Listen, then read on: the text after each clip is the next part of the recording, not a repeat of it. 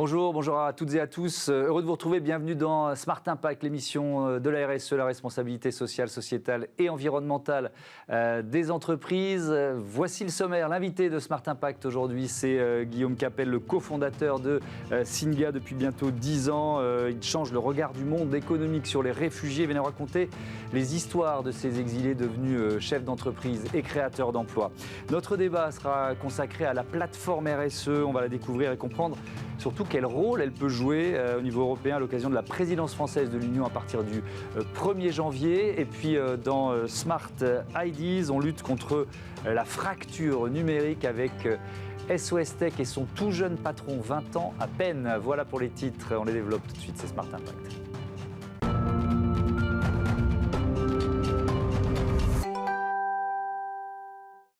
Bonjour Guillaume Capelle, bienvenue. Bonjour. Vous êtes le cofondateur de Singa, vous l'avez créé en 2012. C'était quoi l'idée, l'ambition de Singa ? L'idée, elle vient d'Australie et du Maroc, des deux cofondateurs. On rencontre des centaines de réfugiés dans ces pays-là quand on travaillait.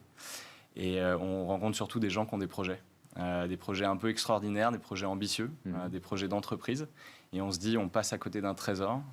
Et du coup, quand on rentre en France, on a cette conversation, on se dit, on n'arrive pas à trouver du boulot aussi, donc lançons aussi notre entreprise qui va permettre d'accompagner en fait tous ces porteurs de projets réfugiés en France.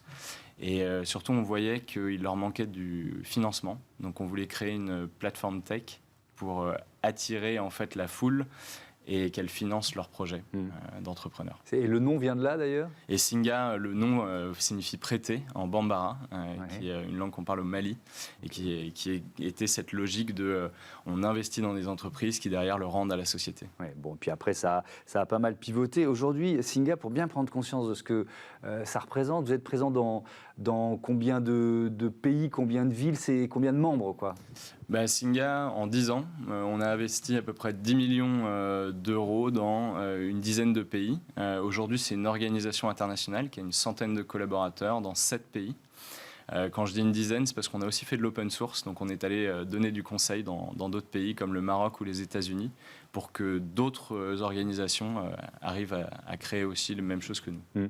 Vous parlez de 50 000 membres. Ça veut dire quoi ? C'est quoi cette notion ? C'est une communauté parce qu'en fait, autour de nos incubateurs, là, on accompagne les entrepreneurs, on réunit des gens autour d'eux. On réunit des mentors, on réunit des testeurs qui vont tester les solutions, les services qu'ils créent.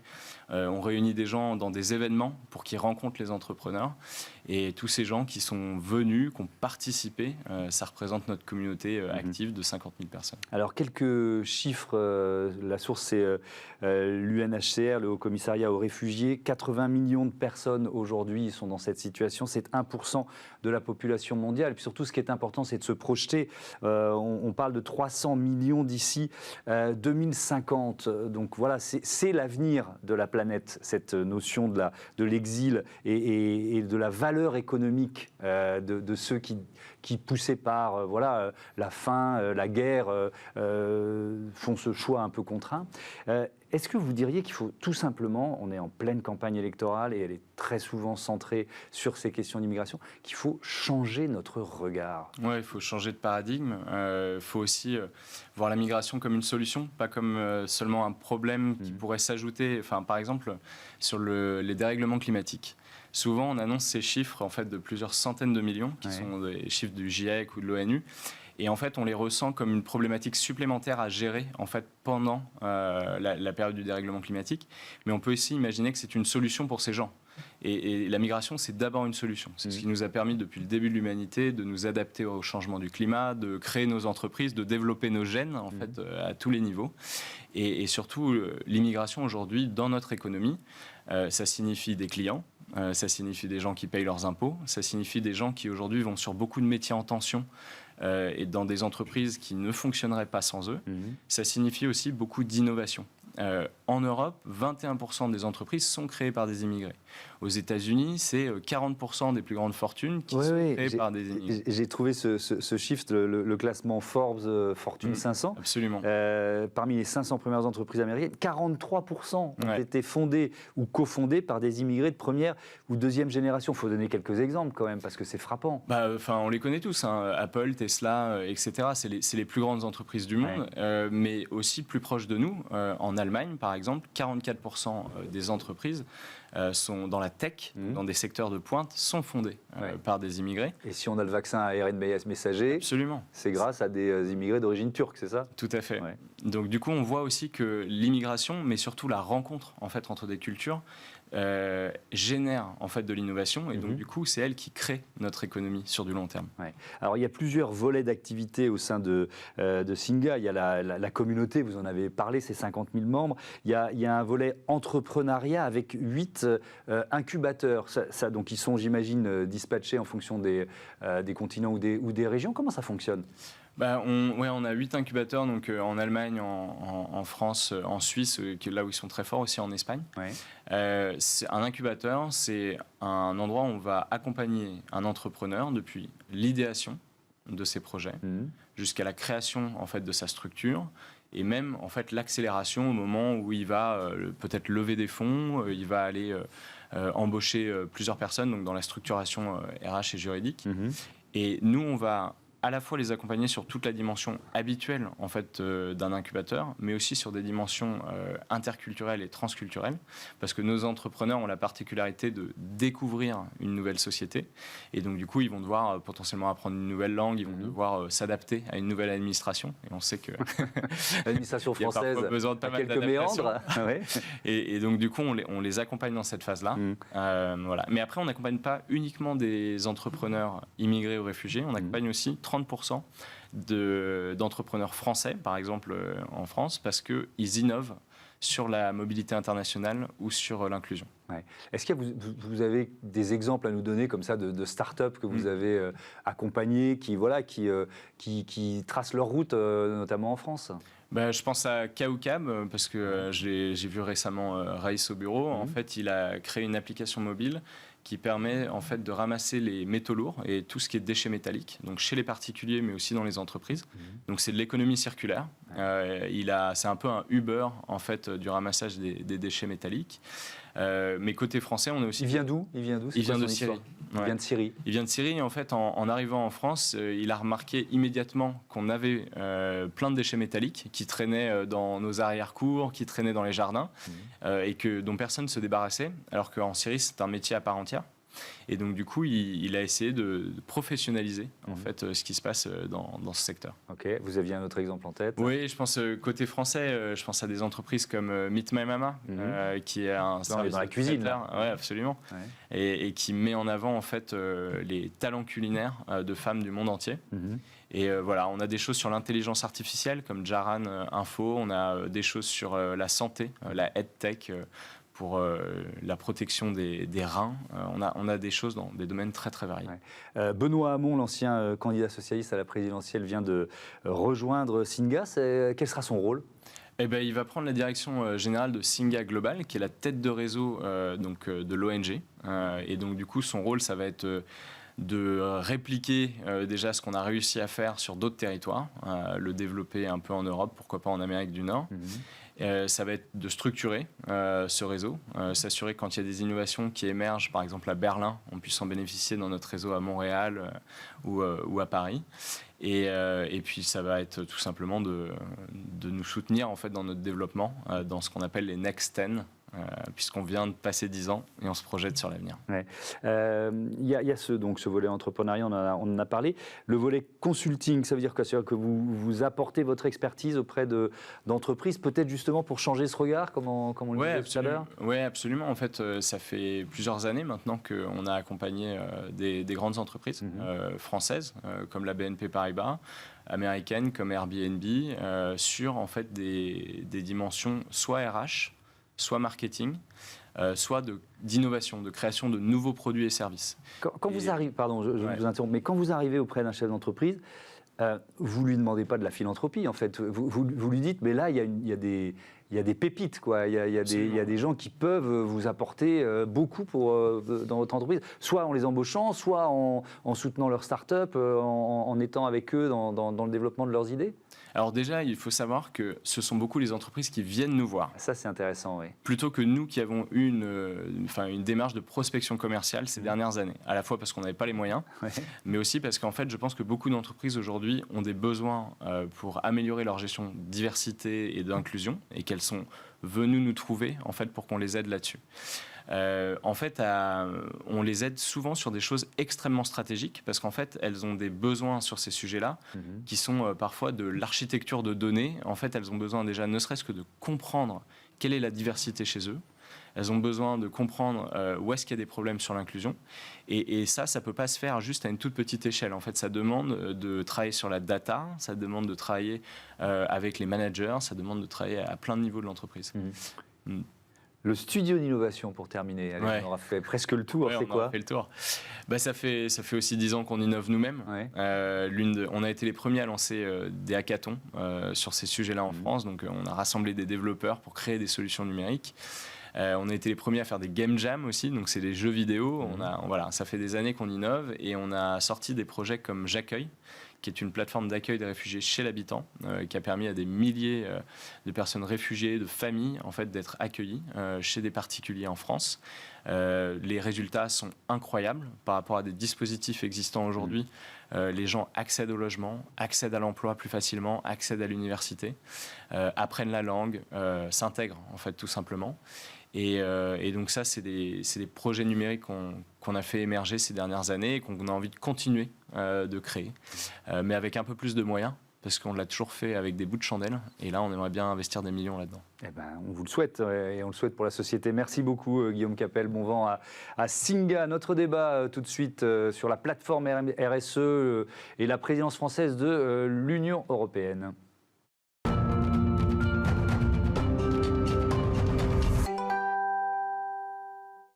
La RSE est un enjeu européen, c'est ce que l'on va découvrir tout de suite avec mes invités. Frédérique Lelouch, bonjour, bienvenue. Bonjour. Vous êtes présidente de la plateforme RSE, responsable RSE et gouvernance d'entreprise à la CFDT. À vos côtés, Sandrine Cadic, bonjour. Bonjour. Chef de projet plateforme RSE, c'est quoi cette plateforme ? Expliquez-moi. La plateforme RSE, c'est une instance de concertation qui a été créée en 2013, qui est placée auprès de France Stratégie et qui fait partie des services du Premier ministre. Elle rassemble 50 membres, organisés en 5 pôles. On a le pôle des organisations syndicales, le pôle des organisations du pôle économique, le pôle des organisations de la société civile, les institutions et les chercheurs-développeurs. Okay. Donc, on produit des avis, soit par auto-saisine, soit on est saisi par le gouvernement. Peut-être pour vous donner une idée, on a travaillé récemment sur l'enjeu du handicap, l'enjeu de l'égalité femmes-hommes à l'international, sur les labels RSE, sur le numérique responsable. Et plus récemment, on a été saisi par le gouvernement sur la problématique des aidants et sur la problématique de l'affichage social des produits et des services. Oui, les aidants, on était dans l'actualité de la semaine passée. Ça veut dire quoi ? Ça veut dire que vous êtes un organisme de réflexion et de proposition, et vous essayez de déboucher sur du concret, sur de l'action ? C'est exactement ça. La force de notre institution, en fait, c'est de rassembler tous les acteurs de la RSE. Et on prend le temps d'analyser, on prend le temps de s'entourer des experts et de s'appuyer sur l'expertise de nos membres. Et ensuite, notre projet, c'est de produire des recommandations à l'adresse soit du gouvernement, soit des entreprises, avec l'idée de faire évoluer les pratiques et de faire évoluer les frontières de la RSE et la façon dont elle est mise en œuvre. Alors, on va parler de l'Europe. C'est vrai que la France prend la présidence du Conseil de l'Union européenne à partir du 1er janvier pour 6 mois. D'abord, c'est une opportunité politique, on ne va pas le nier, mais c'est aussi le moment de porter des ambitions. On parle du Green New Deal, d'un nouveau pacte vert. Qu'est-ce qu'il y a derrière ces termes ? Alors, effectivement, il y a beaucoup d'actualités cette année en Europe. Il y a le Green Deal, il y a aussi la révision de la directive de reporting qui va s'appeler maintenant le reporting de soutenabilité. La directive en préparation sur le devoir de vigilance, un règlement sur la finance durable, sur la taxonomie verte et la taxonomie sociale. On va revenir là-dessus. Ouais. Donc effectivement, il y a beaucoup d'actualités. Et nous, ce qui nous a semblé important, en fait, c'est de s'emparer de ces enjeux-là et de pouvoir avoir une parole commune à l'adresse de la présidence française. La France a toujours été pionnière en matière de RSE. On a la loi NRE, le Grenelle de l'environnement, la loi sur le devoir de vigilance. L'idée, c'est, à l'occasion de la présidence française, d'impulser une dynamique d'engagement très fort pour l'Europe pour les prochaines années. Sandrine Cadic, ça veut dire quoi? Ça veut dire que... Alors moi, j'ai noté gouvernance d'entreprise durable et devoir de vigilance, règlement sur la taxonomie, révision de la directive sur l'information extra-financière. Oui. Sur l'un ou l'autre de ces thèmes, quelle idée sur quoi vous êtes en train de réfléchir et quelle idée, quelle proposition vous pourriez porter? Disons que c'est très important. On voit vraiment qu'on a un vrai momentum au niveau de la RSE, au niveau européen, à travers ces 3 textes. Il y avait un vrai besoin de comparabilité des données. Aujourd'hui, les entreprises produisent des données ESG, environnement, social et de gouvernance. Avec cette nouvelle directive, on va pouvoir mettre en place des normes, des standards de reporting pour permettre une meilleure comparabilité. Donc c'est un point important. Également, l'abaissement des seuils. Il va y avoir plus d'entreprises concernées. Jusqu'à présent, on avait environ 12 000 entreprises concernées en Europe. Ça sera près de 50 000 entreprises aujourd'hui concernées et les PME cotées. Concernées par quoi? Concernées par le reporting extra-financier, ce reporting ESG. Et c'est en lien avec le règlement de taxonomie dont on vient de parler, qui est un point important, qui va permettre de classifier les activités dites durables. Alors, à noter, ce n'est pas les entreprises qui vont être, on va dire, classées durables ou pas, ce sont leurs activités. Donc, il va y avoir un vrai travail à faire de cartographie des activités pour dire telle activité, elle est durable, elle permet de contribuer à un des 6 objectifs environnementaux. Alors, pour les dire brièvement, parce que ces 6 objectifs environnementaux sont importants, c'est l'atténuation du changement climatique, l'adaptation au changement climatique, l'utilisation des ressources, également la transition vers une économie circulaire, la préservation de la biodiversité et la prévention de la pollution. Bravo, parce que quand on se lance dans une énumération, en général, on en oublie un, vous n'en avez oublié aucun, vous êtes trop fort. Mais c'est important parce que l'idée est vraiment de pouvoir contribuer de manière substantielle à un de ces objectifs sans nuire aux 5 autres. Et oui, bien sûr. Donc ça, c'est vraiment important et ça va être un travail très important des entreprises à venir, en tout cas. Si je prends la gouvernance d'entreprises durables, je vais essayer d'être très concret. Par exemple, est-ce que vous êtes sur une réflexion autour de la féminisation, par exemple de la féminisation des CODIR? Est-ce que ça fait partie des recommandations, des axes de réflexion, ou alors peut-être qu'il y a d'autres éléments qui vous semblent plus importants, plus novateurs et sur lesquels vous voulez insister? Je ne sais pas qui de l'une ou l'autre voulait répondre. Je peux répondre. Alors, cet enjeu de l'égalité, c'est un enjeu qu'on porte et comme je vous l'ai dit, on a produit un avis pour essayer de voir quelles étaient les bonnes pratiques des entreprises à l'international là, qui ne sont pas soumises au droit français. Nous, notre approche, ça a été d'essayer d'avoir une vision globale. Vous avez cité ces textes, Sandrine est rentrée dans le détail. Il y a une grande technicité autour de ces textes et parfois on s'y perd autour de l'expertise de l'un ou de l'autre de ces textes. Nous, ce qu'on a essayé, c'était d'avoir une adresse globale, une pédagogie globale et une compréhension commune des grands enjeux pour avoir une approche de façon un peu transversale, quelles sont pour nous les grandes priorités de la présidence française et comment s'y prendre. Par exemple, il y a un enjeu qui nous paraît absolument clé, c'est de ne pas perdre la main en matière de données, en matière d'ESG. C'est l'enjeu de la souveraineté qu'on pointe dans notre rapport et c'est valable pour la gouvernance d'entreprises durables, mais c'est valable pour tous les textes. Il y a un vrai enjeu à pas se faire dicter les normes par les États-Unis ou par la Chine qui entre dans le jeu. Quand on voit que, par exemple, BlackRock s'intéresse beaucoup à la RSE et en fait une priorité, c'est aussi pour augmenter la valeur de l'action. Nous, on n'est pas dans cette logique de maximisation de la valeur actionnariale uniquement en Europe. Et donc, on veut affirmer un modèle européen qui correspond à notre histoire, qui correspond à nos valeurs. D'accord, mais alors ça passe par quelles recommandations, si vous prenez un exemple concret? Alors, il y a une de nos recommandations, c'est par exemple en termes de méthode, on demande à ce que toutes ces normes, toutes ces nouvelles réglementations implique les parties prenantes. C'est un peu l'ADN de la RSE, c'est ce qui fait aussi l'essence même de la plateforme. Ce dialogue parties prenantes, il doit nourrir toutes les étapes de la concertation autour de ces nouveaux textes qui vont s'appliquer à un beaucoup plus grand nombre d'entreprises que précédemment. Ouais. C'est une petite révolution. Du coup, il y a un vrai enjeu à ce que ça se fasse en association avec toutes les parties prenantes, que ce ne soit pas vécu comme quelque chose de décidé d'en haut. C'est un vrai enjeu de confiance et d'adhésion des acteurs. On parle de greenwashing en matière de RSE. Il y a un vrai enjeu à ne pas rentrer là-dedans et à le faire de façon... Pour ne pas tomber dans cet écueil-là, il y a un vrai enjeu à associer de la phase amont jusqu'à l'évaluation ensuite de ces textes et leur mise en œuvre. Sandrine Cadic, vous avez parlé de taxonomie. C'est un mot que le grand public ne connaît pas encore, mais il va vraiment falloir se l'approprier, parce qu'on parle de définir effectivement les activités durables. Il y a un enjeu majeur autour du nucléaire, par exemple. Voilà, comment on classe ce secteur. Est-ce que c'est votre rôle de vous positionner d'une façon aussi précise ou pas? Alors, dans le cadre de nos travaux, nous ne nous sommes pas prononcés sur la question du nucléaire et du gaz. C'est vrai que c'est un enjeu très politique. On le voit, il y a un mouvement, même en Europe, entre pays européens à pousser ou non et à introduire ou non le nucléaire dans cette classification. Et pour l'instant, ça n'a pas été tranché. Ce n'est pas dans les actes délégués d'application de cet acte. Nous, dans nos travaux, nous avons travaillé en 2 temps. Nous avons fait un premier temps vraiment très pédagogique pour comprendre les textes, pour voir également les positions et comprendre les positions de chacun. On voit, il y a la question des seuils qui pose question. D'inclure les PME dans ces nouvelles directives va avoir un vrai impact. Donc, il y a aussi certaines inquiétudes portées par certains de nos membres.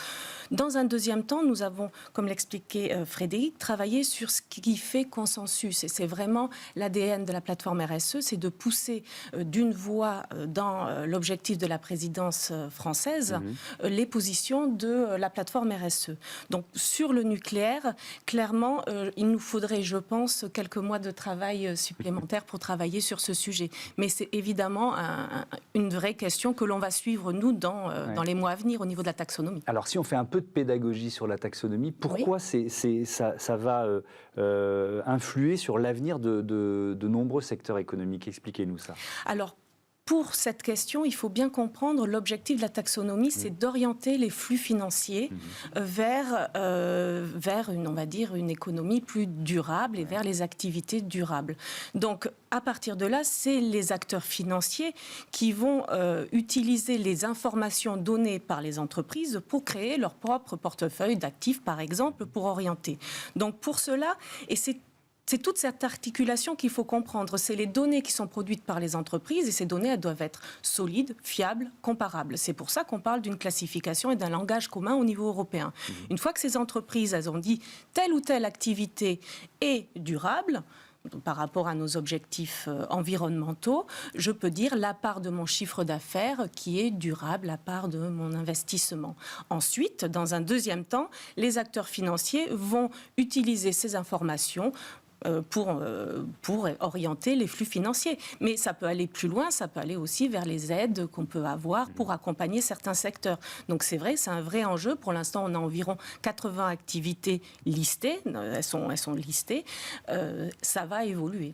Merci beaucoup, merci à toutes les deux d'être venues présenter la plateforme RSE. On passe tout de suite à Smart Ideas, une start-up à l'honneur, un tout jeune créateur d'entreprise, vous allez voir.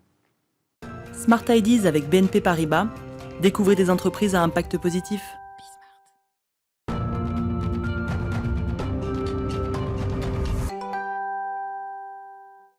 Smart Ideas avec mon invité Arthur Pinault, bonjour. Bonjour. Bienvenue, vous êtes le fondateur de SOS Tech, je le disais en titre, tout jeune créateur d'entreprise. Je vais vous demander votre âge, vous avez quel âge et surtout, quand est-ce que vous avez créé SOS Tech ? Alors moi j'ai 20 ans aujourd'hui et j'ai créé SOS Tech il y a un peu plus de 2 ans, à 17 ans, donc juste avant d'être majeur. Ok, d'accord. La fracture numérique, c'est pour ça que vous avez voulu créer cette entreprise ? Ouais, exactement. Moi, j'avais autour de moi des profs, notamment mes grands-parents, qui n'étaient pas du tout à l'aise avec les outils numériques, qui en avaient besoin pour communiquer avec leurs petits-enfants, faire un tas de choses. Et je me suis rendu compte que c'était un véritable enjeu de pouvoir accompagner ces publics-là pour les aider à mieux maîtriser ces outils, à être plus à l'aise avec. Si on essaye de faire un peu un constat, la fracture numérique, je ne sais pas si vous avez des chiffres, mais ça concerne combien de personnes potentiellement ? En France, ça concerne beaucoup de personnes. On estime entre 11 et 13 millions le nombre de personnes qui sont touchées par l'illectronisme, qui est l'équivalent de l'illettrisme par rapport aux outils numériques. Ouais. Et là où on va plutôt penser que c'est uniquement les seniors qui sont concernés, finalement on se rend compte qu'à peu près tous les publics peuvent être concernés, notamment même les jeunes qui sont pourtant des digital natives, rencontrent des difficultés avec les outils numériques dans le cadre scolaire ou professionnel. 11 à 13 millions de personnes, ça donne une étendue du marché. Évidemment, c'est quoi leur demande ? Il y a des demandes très variées. En fait, nous, l'idée, c'est véritablement d'essayer d'aider ces personnes-là à profiter des opportunités qu'offre le numérique, que ce soit justement pour travailler à distance, pour communiquer avec ses proches, s'informer, se divertir, etc. Ouais. Alors oui, j'entends ça, c'est d'abord faire prendre conscience de ce que l'outil peut apporter, d'accord. Alors justement, vous proposez quoi avec SOS Tech ? Alors en fait, nous, on va travailler avec les collectivités et les acteurs publics pour leur proposer justement des dispositifs pour aider les publics éloignés du numérique à monter en compétences. On fait ça autour de 3 volets différents. On a un premier volet plutôt de conseil, où l'idée c'est d'aider ces collectivités à identifier les publics en difficulté, à cibler les besoins propres à leur territoire. Ensuite, on va avoir un volet de formation. On va proposer donc des formations collectives, des formations individuelles, adaptées évidemment aux différents publics, avec des thématiques extrêmement variées. Et enfin, on a un volet plutôt d'accompagnement, où l'idée c'est de proposer des solutions pour pouvoir aider ces publics-là à gagner en autonomie, avec par exemple des hotlines d'assistance à distance ou des permanences numériques pour les aider directement. Ouais. Alors parmi les collectivités, il y a un exemple récent, c'est Lyon Métropole. Ouais. Alors je crois que ça vient de démarrer, vous lancez un nouveau service, c'est quoi ? Alors on a commencé du coup au début de la semaine avec la métropole de Lyon. Ouais. C'est un service de hotline d'assistance téléphonique, donc en fait il y a un numéro unique que les gens peuvent appeler pour recevoir de l'aide de la part de médiateurs numériques qui vont si besoin, prendre le contrôle de leur appareil et les aider pour tout un tas de démarches administratives et numériques. Ça, potentiellement, c'est combien de personnes ? Parce que quand on parle de la métropole de Lyon, c'est gros. La métropole de Lyon, c'est très gros. C'est 1,2 million de personnes aujourd'hui. Et vous, ça suppose quelle organisation ? Parce qu'il faut pouvoir répondre aux demandes. Oui, effectivement. Ça, on a beaucoup réfléchi justement avec la métropole pour cibler à peu près, estimer la taille du marché et du besoin. Aujourd'hui, donc, on a une équipe de 10 médiateurs numériques qui sont mobilisés sur ce service-là, avec à chaque fois les différents créneaux d'activité de la hotline. On a 2 médiateurs dessus pour évidemment répondre aux appels en même temps, etc. Ouais. Donc là, c'est vraiment le démarrage. Qui sont vos autres clients ?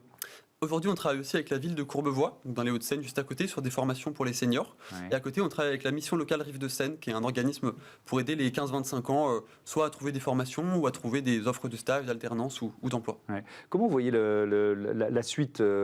L'entreprise, elle est plutôt en croissance ? Comment ça va ? Oui, l'entreprise se développe. En fait, c'est que les collectivités ont vraiment conscience de cet enjeu-là aujourd'hui. Ouais. Et nous, on essaye véritablement de les accompagner pour mettre en place des solutions efficaces et vraiment pertinentes et percutantes par rapport à leurs besoins.